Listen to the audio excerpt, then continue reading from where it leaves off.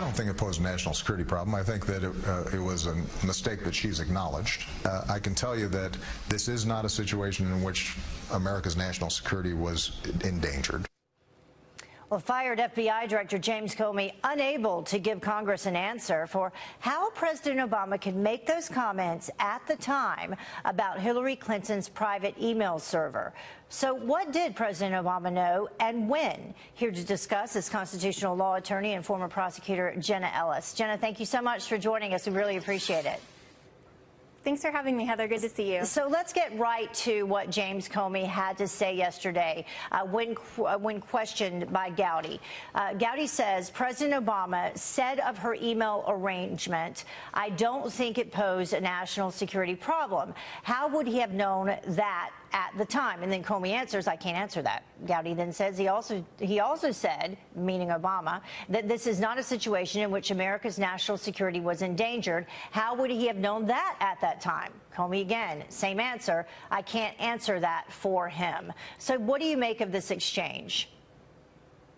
Well, Gowdy was showing typical flair as a former prosecutor with cross-examination style questions, which proved to just show that either Comey was completely incompetent at his job or he's covering for President Obama, because he says on one hand that he personally nor he didn't direct anyone else at the FBI to actually brief President Obama on the situation. Yet we have that clip that is contemporaneous from President Obama saying that he made that assessment at the time. So which is it? I would agree with Congressman Mark Meadows, who tweeted yesterday that Comey is showing that he's taking no responsibility for the erosion of trust in the FBI and the DOJ as law enforcement. And so, Heather, the bottom line here is that Americans deserve real answers. They don't deserve for James Comey or Loretta Lynch later today to have any sort of evasion on these questions, but to be direct and to tell us, can we trust the legitimacy of the FBI? Can we trust that an investigation from the highest level of government is not going to depend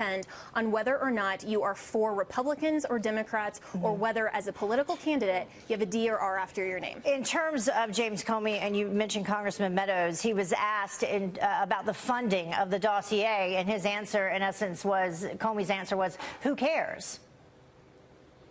Right. Well, first of all, he was trying to then say that it was Republican funded, and then Congressman Meadows actually corrected him.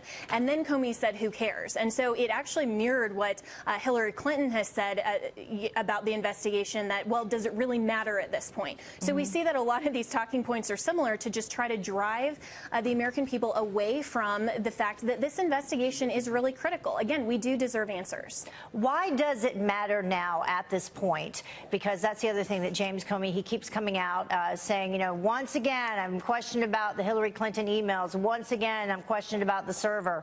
Why should that matter to American people at this point? Because that shows what her conduct was as Secretary of State and then as a presidential candidate, what she did and whether or not she committed a crime and whether she is held accountable under the law goes to the very heart of why we as Americans live under a system of rule of law that is fair and equal justice for all. So of course it matters. It would be like saying, well, someone committed a crime 10 years ago. Why does it matter today? It matters for justice. It matters for legitimacy in our system, and it matters whether we can trust that the FBI is actually doing its job or whether it's really being political and that there is deep embedded corruption. Who knows how many more Lisa Pages and Peter Strzok's and James Comey's are at the FBI. Americans deserve answers. Which brings us back, and just a brief comment on what happened with General Flynn yesterday, because a decision on his sentencing delayed James Comey once again defending the way in which he was questioned by the FBI. Yeah, and you know, that just shows that there was also bias there for James Comey to bring in Michael Flynn and to question him with just saying, well, you know, he's an expert person and so he should have known that he can ask for a lawyer, and yet having 9 lawyers present with Hillary Clinton, it just shows that he was treating people differently whether there was a D or an R after their name. We should not tolerate that as the American public, and I'm thankful that Congress is providing some oversight and they're trying to hold the FBI accountable for their actions. All right. Jenna Ellis joining us this morning with some great insight. Thank you.